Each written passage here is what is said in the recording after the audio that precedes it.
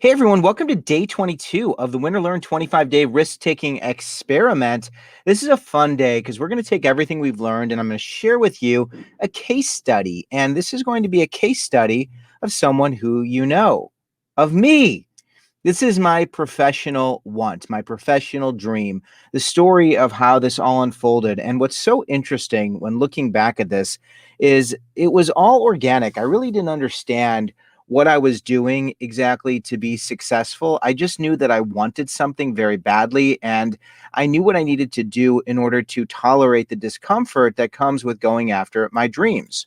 At the time, I was writing my advice column for the Indiana Daily Student. And if you're not familiar with the Indiana Daily Student, it's a huge publication. It's 20 plus thousand in a town of 30,000, but the campus, Indiana University, is huge. So writing this column in this newspaper was like writing for a major publication, and I was really excited.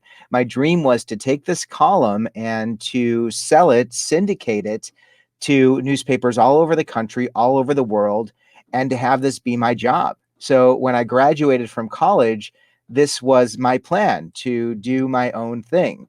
And I didn't know if this was possible. The first person I talked to were my parents, or I should say, the first people I talked to. And they were like, hey, Harlan, if anyone can do it, you can, which is like crazy because, this is not an easy thing to do.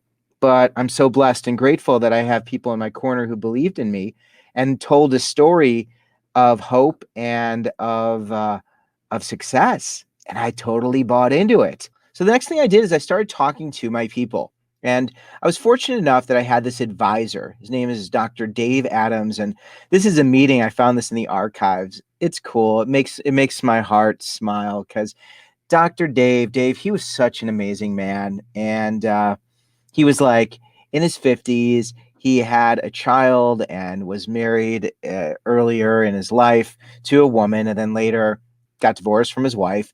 And he had a partner at that time. And being gay and being a father in this time, it was a little different. And he was very brave. And he was someone who I just respected in so many ways. He passed away. Gosh, I don't know exactly when it was, but I really am so grateful that he was in my corner. So when I came up with this crazy idea, I walked into Dave's office and I shared with him what I wanted to do. And again, he's like, this is cool. Why don't you do it? He said, go for it. He said, I know some people I can reach out to, and here are some places you could find some resources. And I also had a teacher, uh, Michael Evans. He was my journalism teacher, and fortunately, Michael he'd written a column, not an advice column. It was like a gaming column for one of the big syndicates. And it was strange because, it's hard to be a syndicated advice columnist. It's hard to be syndicated at all. And he had this amazing experience and he was so encouraging. So, like, it was wild. I had this unbelievable support system available to me. And I wasn't afraid to reach out to these people. So he was awesome. And this is crazy. I have a box full of stuff and I pulled it out for today's lesson.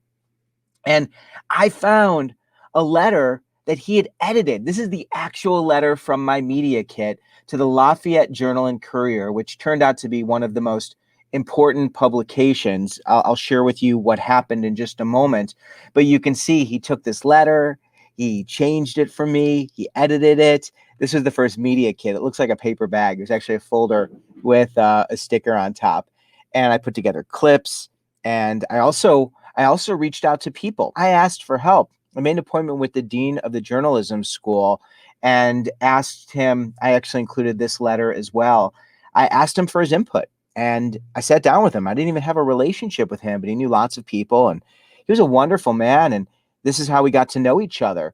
And then I sat down with the editor in chief of the Bloomington Herald, the Times. Oh, I should know. The Bloomington Herald Times. I'm pretty sure that's what it is. And I talked with the editor in chief, and he was really cool because what I wanted to do was see, is this idea something that can work? The vision was to create a column that would attract younger readers because newspapers were losing readers, and I was going to be that answer. I was going to be that little bit of youth that could hopefully bring readers back into the paper. And editors liked it because they really needed something like this. And the editors who I spoke with, they thought this was a good idea. So I was like, I'm going to do this. Let's do it. I put together my media materials, and you can see this is a little nicer of a media kit that we put together. And I submitted my columns to the major syndicates. Now, if you're not familiar with syndication, the way it works, it's kind of like network TV in a sense. You have someone who will distribute the content, they'll do the sales, they'll do the billing, they'll do the editing. So, really, my only job is just to write the column. And at the time, I was doing everything. I'd have to write it, I'd have to send it, I'd have to edit it, I'd have to sell it. And I'd get paid. I'd get paid like, $5 a week, and it would cost me $10 to $12 to send the column because I'd have to send a floppy disk at the time. So anyway, getting back to the syndication piece, I submitted these materials, and every one of my submissions, they were rejected. And it was kind of expected.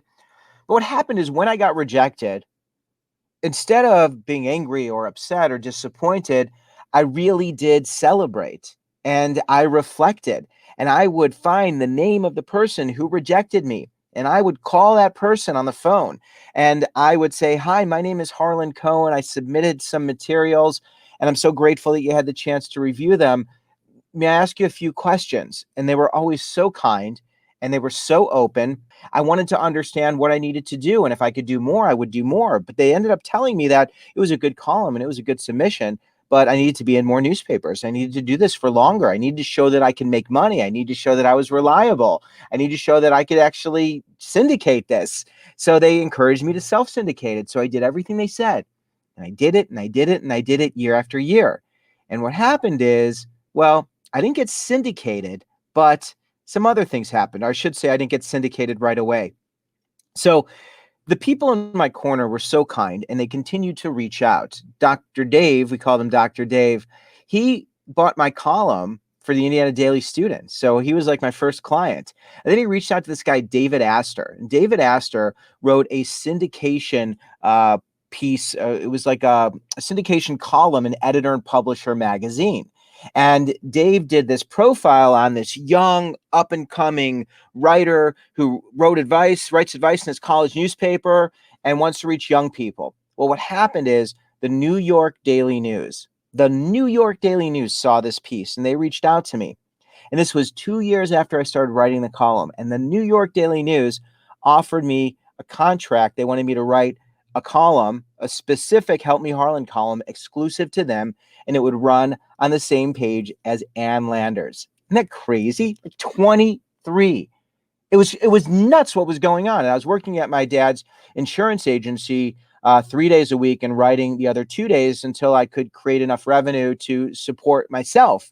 So the New York Daily News was running this, and it was amazing. Like newspapers were starting to take notice, and I was in like maybe 20, 25 papers on my own.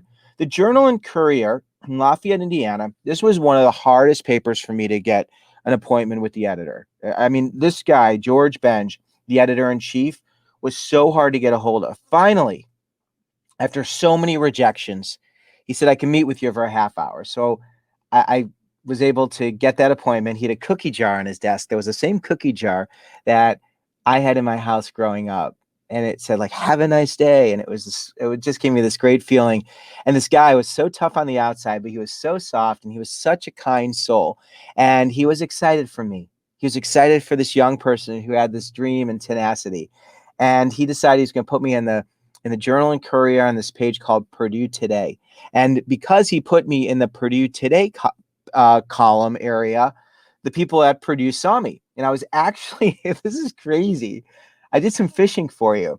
I was able to find my first contract. This is from Purdue University. See, what happened is they saw my column and they said, "Well, this guy's kind of interesting. I wonder if he speaks." So they called me and said, "We just wanted to know, do you speak?" And I said, "Every day." And they said, "Would you, want to be part of our orientation program?" And I said, I'd really love that. And they said, well, why don't we have an appointment, see if, you could be a good fit. And then if that would work out, then you can do this. And it ends up Purdue University was my first paid speaking gig. And this is it. This is the contract. This is it.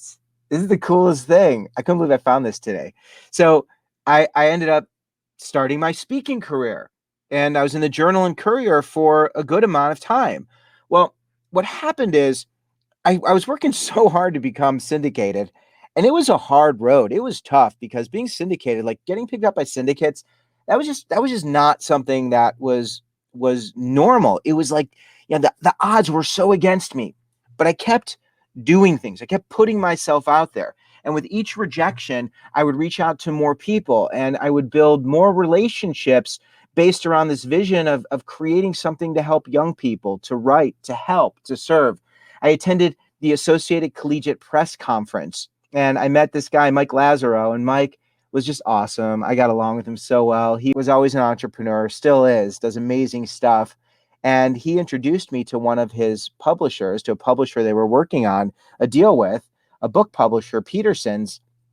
They bought my first book, Campus Life Exposed: Advice from the Inside. And then several years later, I wrote the second college book, The Naked Roommate, and 107 other issues you might run into in college. But yet, I still wasn't syndicated. I still wasn't in hundreds of newspapers like I had wanted to be in. But then something crazy happened. After rejection, after rejection, after rejection, at this point, I was speaking. I was really grateful I had this book out there. I was creating something, a career that was really dynamic.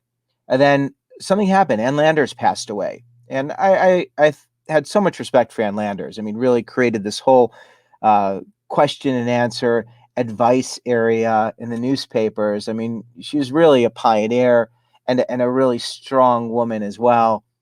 Anyway, she was in like 1,000 newspapers. And because I had built relationships based on getting rejected and putting myself out there, continuing to learn and win in other areas that were just a byproduct of trying to get to where I wanted to go.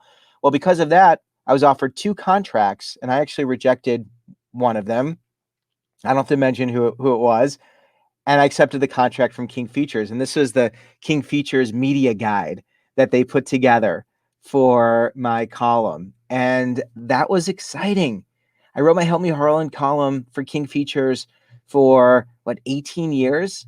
Now, the thing is, I never got to 1,000 newspapers. I think I was at 50. That was the max. But this journey, this journey has been awesome. I didn't get exactly what I wanted, and I wanted to really emphasize this. When you go after what you want, you may not get exactly what you originally think you want or hoped to get. But what happens is if you're aligned with something that gives you joy, if you are allowing happiness and your truth and spirit to be the thing that guides you along this process, and you reach out to people and you put yourself in places and you're patient and you continue to celebrate, reflect, and repeat, amazing things will happen, things you never even imagined. So here's your assignment. What has been your most challenging professional rejection? We're going to focus on the professional side. And if you are a student, it could be your academic rejection. And how did it end up helping you? So send me this. We're going to celebrate, and you're going to see the way you were able to get over this, the way you were able to get through it, the way you were able to learn was because you embraced discomfort. You found people, you found places, you were patient, and you were able to look inward and look outward and move forward in a way that helped you to find something better than you possibly could have imagined. You know how to send this to me. You can share it on the Facebook group. You can send me a note. You can find me on social media. If any of these lessons speak to you, share it with someone special in your life. Just that lesson. Let them know that you're thinking of them. Everybody is invited. We're in each other's corner. We're here for this. I'm so happy to be in your corner. And as always, I look forward to continuing the conversation. Thanks, everyone.